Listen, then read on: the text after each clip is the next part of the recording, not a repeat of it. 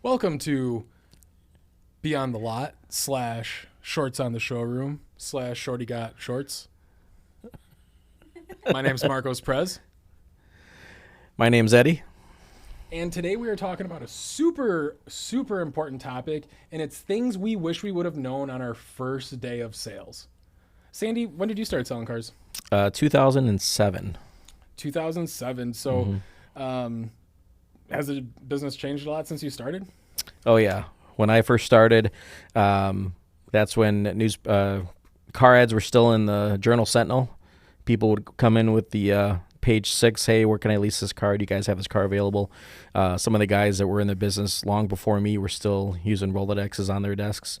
Facebook just started in, I think, 2006, 2007. So that's kind of when social media just started. You know, we still had Blackberries and Razor flip phones, and Palm Pilots. yeah, definitely not what it is today. I started in 2010, so a little later on, but you were on the beginning end of like when internet came into the business.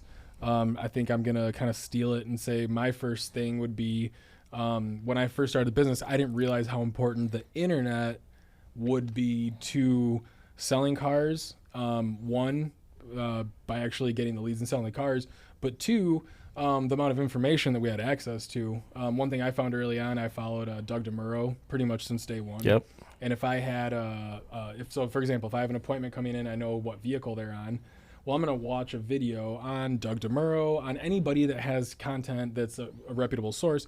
I'm going to look at them and say, okay, tell me everything I can know about this car, so that when the customer does have 3 questions, I at least have some kind of something. Right. All of a sudden you have credibility. As a younger person, you have a 60, 70-year-old come in, it's kind of tough to gain their trust. So at least Yeah. knowing the information is kind of a head There's some start. barriers there, with an older client sometimes. For sure. What you got? You got one? Other stuff, things I wish I would have known. Be open. In what way? So over the years, I've seen people from all walks of life coming into sales, and a lot of them think that it's easy. They think selling a car should be easy. You show it, and say yes to the numbers. And for some of them, it's a rude awakening. They realize, hey, there's a lot more to this than just kind of pulling up a car and creating excitement, especially now more than ever with social media and just with the internet, like you said. There's so much information that's accessible to the customer nowadays. So I think as a new salesperson, or even if it's maybe if it's your first year or two, really be open to what's out there, open to a lot of the guys that have been doing this for a long time, because I myself have to adapt over the years with social media and the way we sell cars, the way we advertise cars. So I myself have to adapt to that as well. But I think at the end of the day, some of us old dogs, as I always say, we're the foundation. Right. There's a lot of, like I said, everything with social media and everything like that, and that's all great. I was just doing some TikTok videos, earlier today, and I'm 44 years old, and here, I'm out on the lot with a selfie stick doing TikToks, but which I never thought would be a thing. Yep. But that's just kind of adapting to the environment, adapting to the industry, and I think with newer salespeople, whether you're a 21-year-old kid or you're getting into sales at 40 years old, be open to what the guys that have been doing it for a long time. Be open to their advice, their wisdom, because there's a lot there, because they've seen how it's changed in the past, 2 decades, 3 decades. Yep. Do you remember the first time you got yelled at? Yeah, like this morning, because I got yelled at this morning, but Specifically, like the first time in the car business that you maybe learned a lesson, or something you oh wow, okay, I get that now, or for example, my first one, we had a CTSV that had come in on trade. Shout out Jerry Dunbar. He passed away from Beloit, Wisconsin. He was a retired race car driver who, till his last days, had either like a supercharged V or a Z06, or he had one of those 60th anniversary convertibles, white with the blue tint. Yeah. But he traded his cars in. Sometimes his salesperson, Otis, would drive the car to him It would literally sit in his garage. He'd drive back. So there's a CTS-V. I remember it came in with 17 miles, crystal red, and customer wanted to drive it. I said, no, I can't drive it. Like, maybe I can give you like a ride down the block. And literally that's what I did. I went down the block and back. Sure. Just to show him that it was a new car. Didn't get on or nothing. I got back. My boss lit me up. So, do you know how many miles are on that car? I'm like, no. He's like, it had 17 on it. And it better still, god darn, have 17 on it. Because every mile costs money on that car. Yeah. And that's when and so for me, what clicked is like, okay, these aren't toys. Like, yes, for sure, obviously, like I got into the car business because I wanted to be around the cars, have fun with them. I for sure have had my fair share. We both have. We've been ripping, you and I have ripped cars up and down the airstrip at Lake Lawn together. Yeah. So I've definitely had my fair share of it. However, timing is everything. Oh, yeah. Your first week is not the best time in the world to take out a 700 horsepower car. Or whatever the case. But at the end of the day, just we're desensitized to it because you walk around and see a showroom full of $100,000 cars or whatever the case. But they're not toys, right? So that was the first, like my first memory of getting yelled at in the car business, first of many. But that was a good lesson though, because you never know what could happen on a car that. Now that I've sold a lot of cars with 10 miles on them or 100 miles. I've realized that most people don't even test drive them before they buy them. They just want to make sure the condition's actually right, but they're not even taking them out for test drives. Do you got one that you remember? I have a doozy. This one was this was when I first started. It was probably my first, maybe it was like 7 months in. We had a customer that we sold an FJ Cruiser to, a brand new one. This was obviously when I worked at a different dealer group, and I learned the hard way of waiting until the vehicle arrives before you tell the customer, hey, your vehicle is here. When would you like to come pick it up? Well, what happened was she wanted a special color, the small production, and we had a dealer trade for it. So what happened was the vehicle was coming from, I think, Missouri, and it was put on a transport. I come in the morning, the manager says, hey, the transport's on its way today. It's going to be here. It was like, 2 o'clock. Well, I got all excited, and without it even being there yet, I called the customer. I said, hey, I got great news. Your vehicle should be here in about an hour. Well, she shows up in about 30 minutes because she lived locally. All excited. Hey, I'm ready to see it. And I was excited, and my boss was giving me that 1,000-yard stare, He pages me, and he brings me to the office, and he says, why did you tell her to come in? And I said, well, you told me that, it was going to be here, and I told her, and she's excited. And well, what we learned was that there was a little bit of a delay because the transport driver ended up swerving very hard off the freeway exit, and the FJ rolled a few times off of the transport. So it arrived, but it was kind of like in the shape of a football at this point. So, and she was actually there when the transport pulled in. So she saw this thing mangled up and everything like that. She was all excited. She had her down payment in hand. Trade was all ready to go.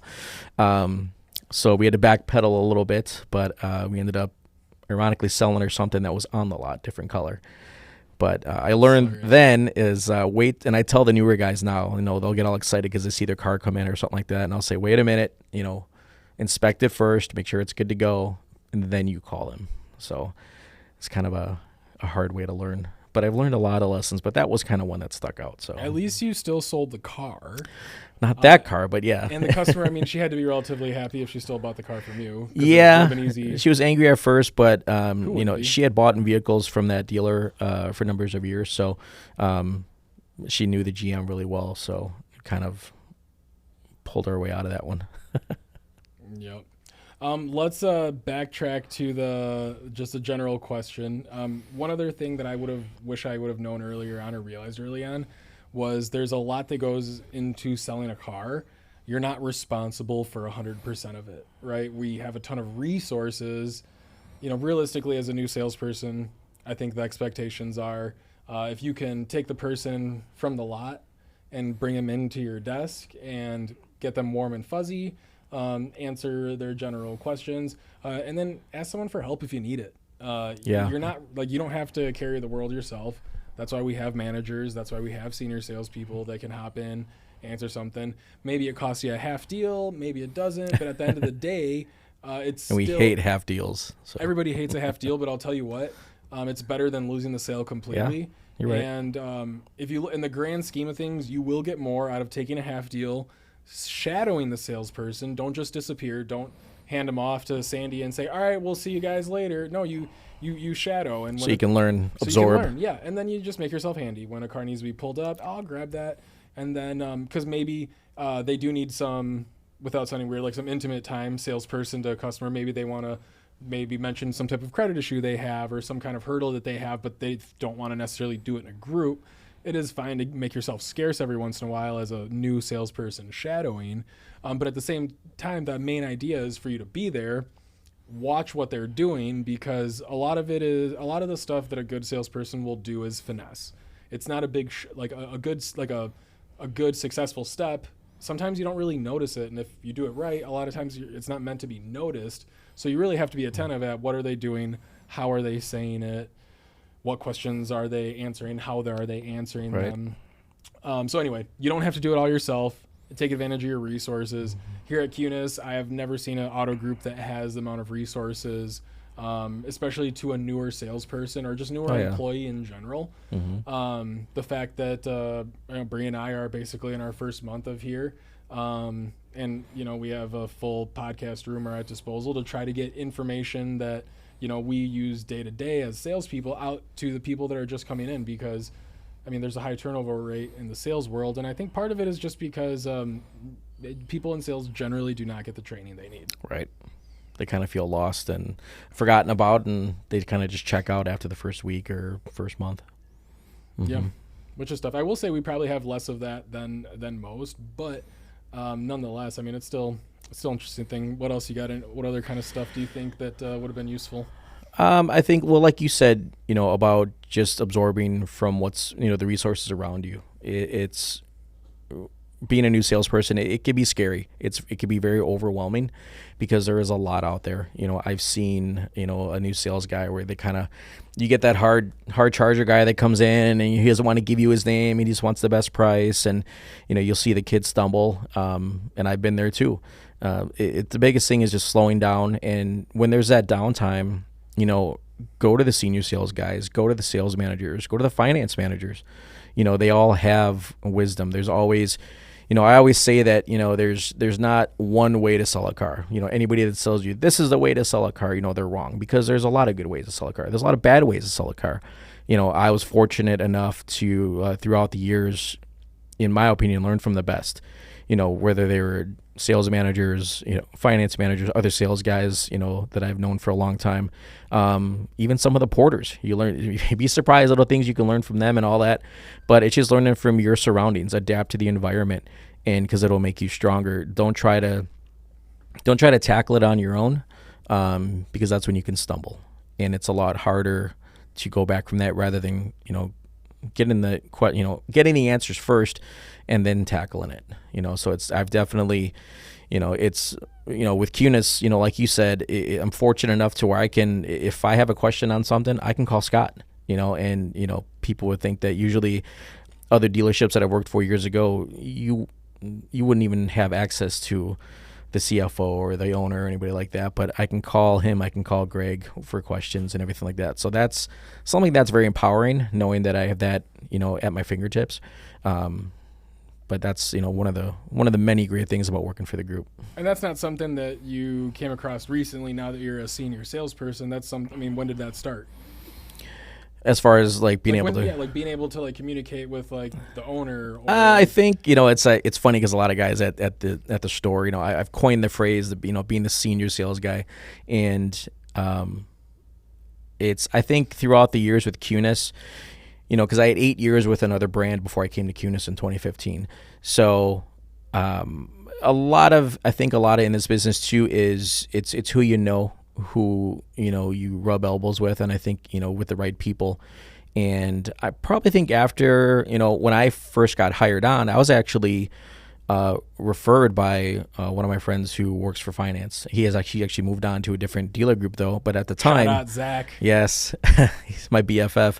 But at the time he was the one, we actually interviewed a week apart, and he called me and said, hey, I'm coming to Kunes, and he goes, I just found out that you had an interview. I said, yeah, I have an interview next week. And when I came in, Scott at the time he actually was the one that interviewed me, and he sat down and we talked. He asked me the standard 3 questions of an interview: give me your best strengths, your best weaknesses, and I answered them all. And then he said, okay, we'll give you a call and let you know. And we were walking out of the office, and he spun around and he goes, I already knew you're great, you're hired. So it was kind of like, I felt like I was part of the team already, knowing that I was, referred to by somebody else. And I still use that to this day. I said, yeah, I was actually hired by Scott Kunes personally and all that. So, but I think, I built a relationship with him and, some of the other people in the family and over the years, and it's helped me along the way. I think since then, really, I'm to the point now where if Greg has, someone that's looking at a new Jeep or a new Ram, he'll call me directly on my cell phone. And I can call him with questions, and it's that started maybe my 4th year in with Kunes, after I kind of got my footing and really, was an expert at the product and all that. Know your product; it's very important. But once I, established that, and I also established the fact that, I'm here, I'm not really going anywhere. I'm not, one of those guys that was here for 90 days and left. So I think, I built a lot being here, and that's kind of, what follows. Yep. Do you have one single favorite resource that we have as Kunes employees? It all depends on what you need answered, because there's a lot of things. Obviously, we have Paylocity. That's been awesome lately, just to have an app that ties everything in: vacation time, punching in, insurance and everything like that. I use it, I use it all the time to check on my, my PTO and all that, and I clock in. Just the other day I was asking one of the payroll people about my PTO, and I did it all through there in my email. So it's very fast. When I first started here, it was 10 dealerships. So anything I needed, I went into Kim's office back in the day, and she's answered me right there. And it's a lot more difficult now, because now we have, 40 plus stores. So I can't just walk into somebody's office and ask them about my paycheck and whatnot. So the Paylocity app, I think, is great because everything's right there. And if I have a question, everybody in, here at HQ, with payroll, when I send them an email about a question, I get responses pretty quick. So it's been nice. So that's definitely been one thing. So I'm a fan of that, because that's communication. It can be difficult when we're such a big dealer group. Other resources, honestly, and has been my general manager Pete. He's very wise. He's got a unique leadership style. But I think personally that's made me extremely successful over the years. I came in 2015, thought I knew it all because I came from a high volume dealer, and I got humbled really quick coming to a small store. It was the first time I saw a showroom with a popcorn machine in it. But, listening to him over the years, he's always been a great resource really for everything, not just, selling and everything like that, but for personal things like, this business is a roller coaster and you can get really down on yourself sometimes. And Pete's always had a very good open door policy. I could walk right in there and just kind of, talk to him for 20 minutes. You need a little pick me up and you need a little, that kick in the butt. So that's been great. So if you have great leadership, that's probably your best resource to start with. Sure. I'll say one nice thing about Pete. I will say, I never feel like he was careful because he's watching, Right. I never feel like he judged me. No. He definitely would tell me if I made a mistake, but I never felt like he was judging me for it. Yeah. So I appreciate that about you. Thank you. Yeah. All right. So, one last thing. So, if you, in like one sentence, like you are literally like you're on an airplane and you're moving to Europe and you see God willing. and you like you're in the future, right? Yeah. And you're seeing your son.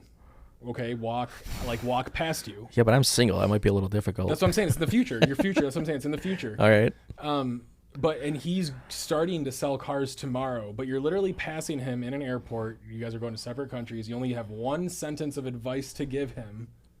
What would you say? One sentence? That's tough because I kind of ramble on. Man, I don't know. Kind of put me on the spot there. I know that was kind of the point. I don't know if I was. We'll have some editors. Can you please put Yeah. something entertaining up here while We'll play edit it in this? post. Yes. I think if I saw my son down the road, I would. I don't know. It's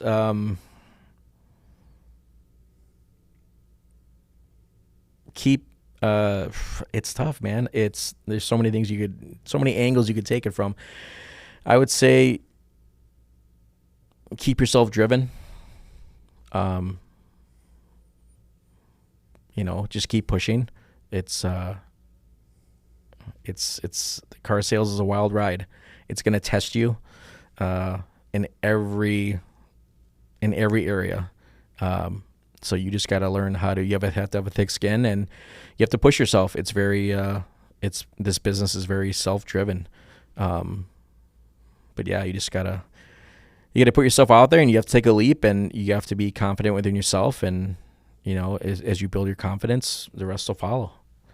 Yeah, for sure. Kind of a short essay, but I would say more opportunities, more sales. Hold on. Yeah. Because I do think it's for sure a numbers game, like It almost is. more clear than any other situation that I've seen, in the sense that you can see a really good salesperson that doesn't take a lot of opportunities, aka talk to customers, whether it's in person, on the phone, replying to you see somebody put a message on your local network, whatever page Right. on Facebook. Oh, my car just took a crap. I don't know what to do. You reaching out, hey, I actually sell cars, and just last week I actually helped someone out just like you, which once you start selling cars will most likely be the case, because one of the first few cars you'll sell, it'll probably be because someone's car broke down or needs some type of major repair in some type of way. You have to be a resource for people that are buying cars. You have to be the go-to guy or girl. That's the biggest thing. You have to build. Even though we work for Kunes, you're also building your own business, and you have to build a foundation to where you're the go-to. And then the more you involve yourself, the more you genuinely take time to build your business. It's selling is easier. Anybody can sell a car. We always have that. There's a saying that everybody's heard before in the business is anybody can give away a car. But it's nowadays too, the cars sell themselves. When someone walks in, they already know. Like, I work for Jeep. They already know all about the Wrangler. They know the sales codes. They know the invoice. So really, it's and I'll even tell customers. I'll tell new hires to say, hey, look, they can buy this Wrangler anywhere, but why should they buy from you? And that's the part where I think some people miss, is they forget about that part. They're just trying to get them to the desk and make a quick buck. Yes, at the end of the day, it's our job to sell a car to make, to earn a living for ourselves. But if you do it the right way, you can make better income and you can gain more clients. 85% of my business is referral business. So I have a lot of people that just, when someone rolls on the lot, Pete always yells roller, that the sprint, all the new guys are sprinting out there, but Ducks on the pond. I like bogey in the weeds too. But I think it's, I'm not really the one that runs out there. I'm not, jumping out of my desk, because I built the book of business over the years, and not that I shouldn't be doing that, but I've been down that path. I've already been through that phase of chasing and everything. Now I'm kind of lately I've been telling the new guys, you're building a house. I built my house, and now I'm sitting on the porch, and a lot of these other guys the new kids want to come and sit on my porch. It's like, well, go build yours. I've already built mine. So, a lot of them see the end result, but they didn't see the years and years of, all the ups and downs and everything like that. And there's still ups and downs, but it's just, you try to teach them to, really build yourself up, create something. Yep. I will say the last thing I'll have to say is that, when I first started, shadowing was we shadowed, I think, for 6 months before you took a lead on your own. Now, this is back in the day. Stuff has changed. Most stores do put you in front of a customer a lot sooner than that. On your own. Some stores, especially outside of Kunes, day one, literally you're out there. Luckily, we have a training department. We have different resources. Side note, you are he said it earlier, you are your own best resource. Yep. But one thing I will say is, if you're shadowing someone, try to add some value. And that's not by talking and inserting what you think the conversation needs. If you're last thing I'll say, don't ad-lib. If you're shadowing someone, be a shadow, right? Don't try. The reason you're shadowing is because To absorb. And gain information. You might think you have the right answer to something, but you don't know which way, you don't know what road Sandy is going down. You might say something, oh, but you told me, Mr. Customer, that you're not going to drive as much next year, aren't you? And he's trying to work on a high mileage lease because that's really what's beneficial for him because they have to roll over the negative equity. Whatever the case, you don't know what road they're going down.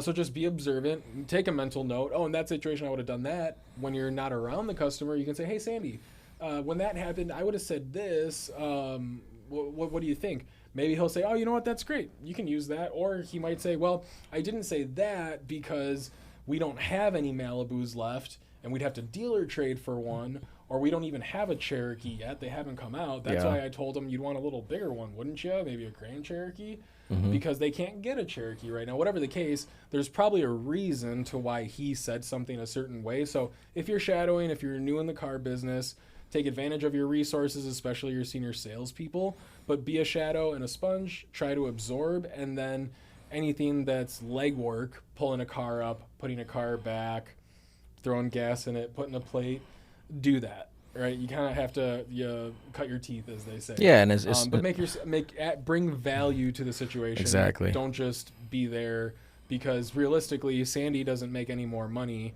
for training you on how to do that. He should. They really should.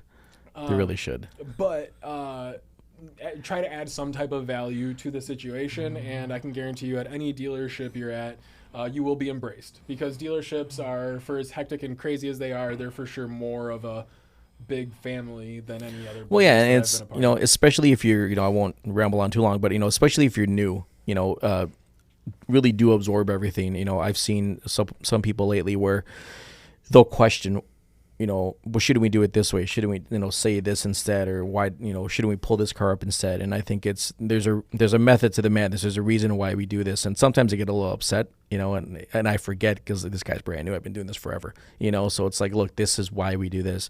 This is why I say this at this time. This is why I present the numbers in this style. So I really don't be resistant to it. Just soak it all in, and, things that I'll tell the guys at my store, it's like, hey, take some of the things that I say and do, and take some of the things that maybe that sales manager, Ryan, does. Ryan's been at the store longer than me, and I'll tell new people, hey, you may like, a couple different ways that Ryan says this, but you may also like a couple, ways that I say this. So take little bits from everybody and kind of put it together and make it your own. Yep. Hey, editor, do we have time? Actually, no, editor. Producer, do we have time for one more impromptu segment? Okay, perfect. All right, so one new segment that I wanted to try out was I wanted to talk. I mean, we all boast about our reviews, right? Oh boy. I would like to talk about some of our bad reviews. Okay. And maybe let's try to figure out like how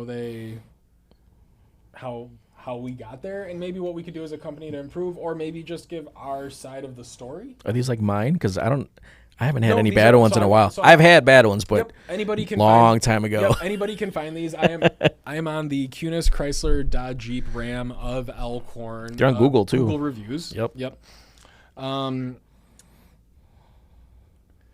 I had a terrible experience with this dealership and would strongly advise anyone to stay far, far away.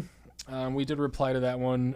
No reply from the customer. So unfortunately not enough to go off of there, aside from, unfortunately anybody could walk in anywhere, any day and have a bad experience. I wish this customer would have told us a little bit more. Oh, they did tell us a little bit more.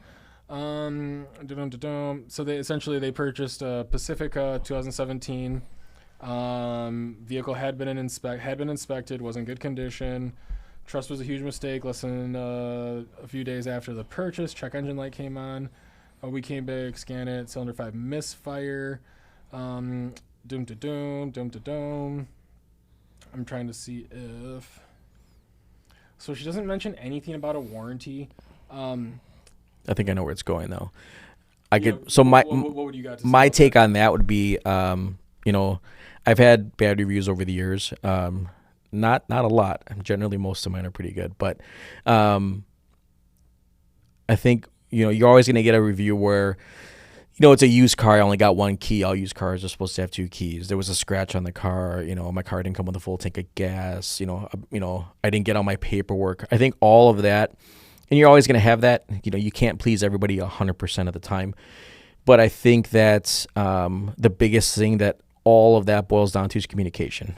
When there's a lack of communication, whether it's before the sale or most of the time it's after the sale, things are promised or the salesperson says, hey, I'll get back to you.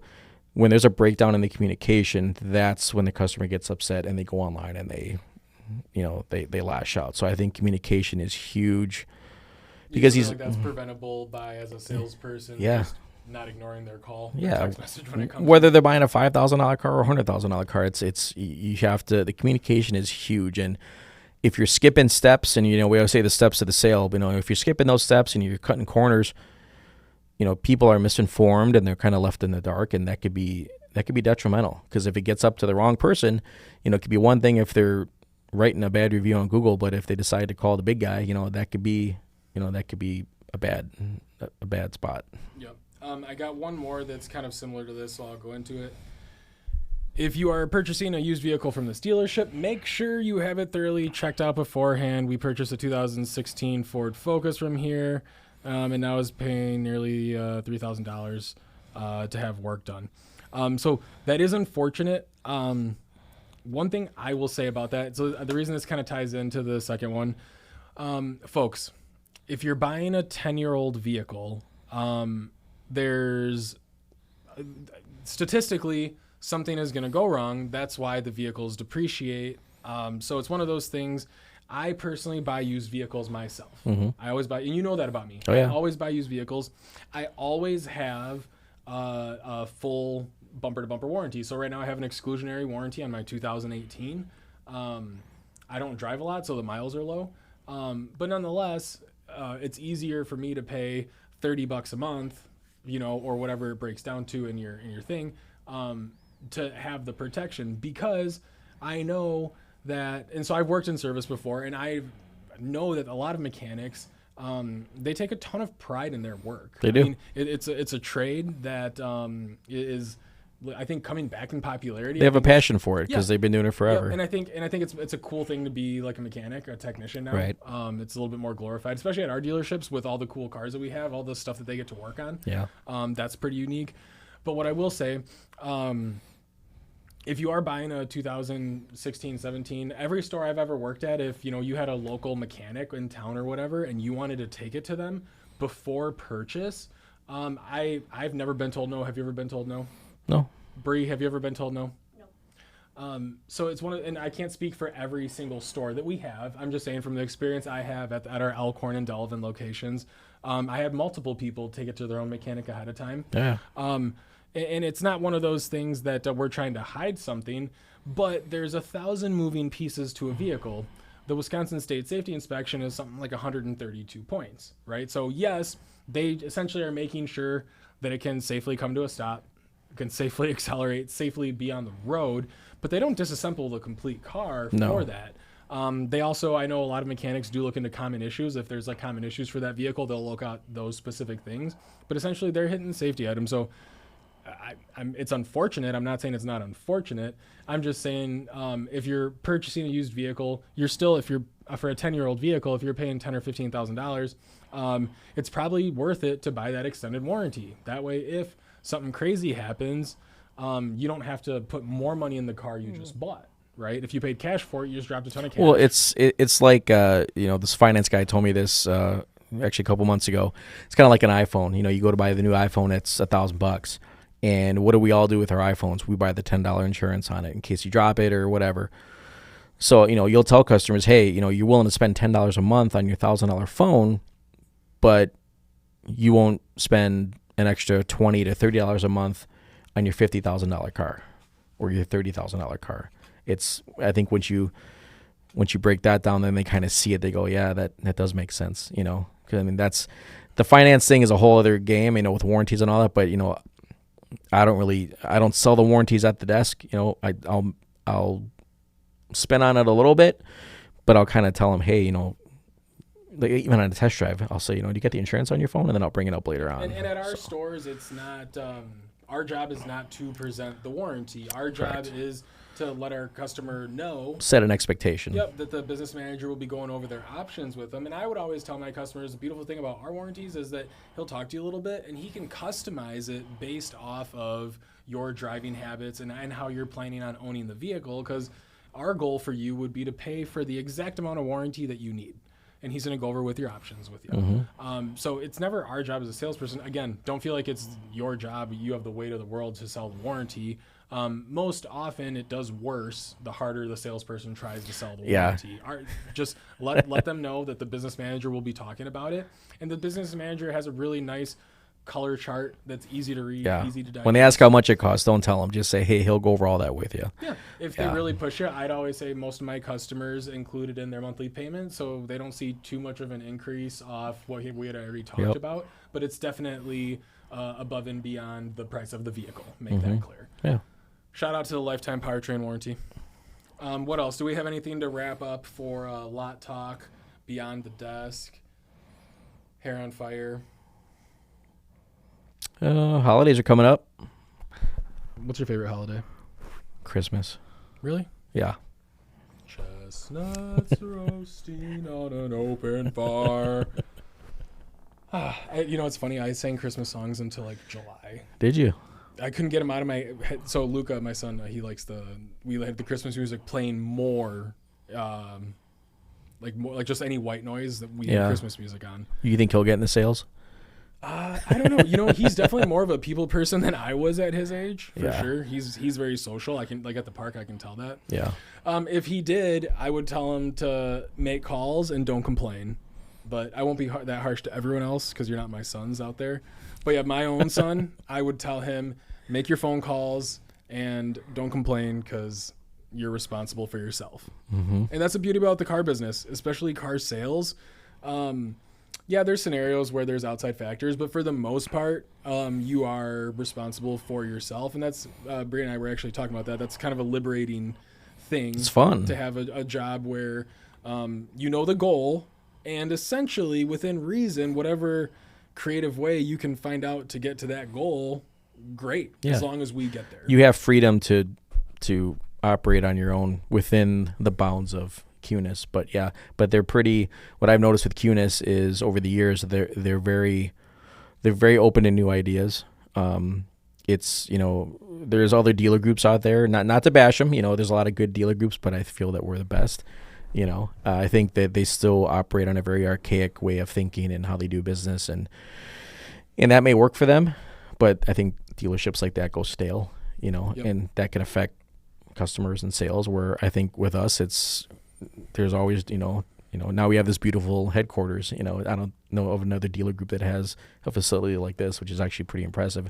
It's actually something to be proud of, as an employee. Sure. Yep. Brie and I were on her second or third day. We went to a conference in Madison, marketing social media type conference, and we sat at the table with the granddaughter of probably one of our biggest competitors, if we can call them that, in Wisconsin. I think they have some other stores in the Midwest, but they're also mainly Wisconsin. But she had a speech where she was talking about how great they are, and we happened to sit next to them at lunch, and I very proudly let her know that we work at Kunes Auto Group, the best auto group in the Midwest. And I believe that. I think most of the employees that have been here a long time have seen enough to truly believe that. So if you're new to the team, welcome. I am going to go ahead and beatbox, and Sandy is going to give us an inspirational quote to let us go. Inspirational quote. If you're new, the first Saturday morning meeting, the new guy always brings donuts.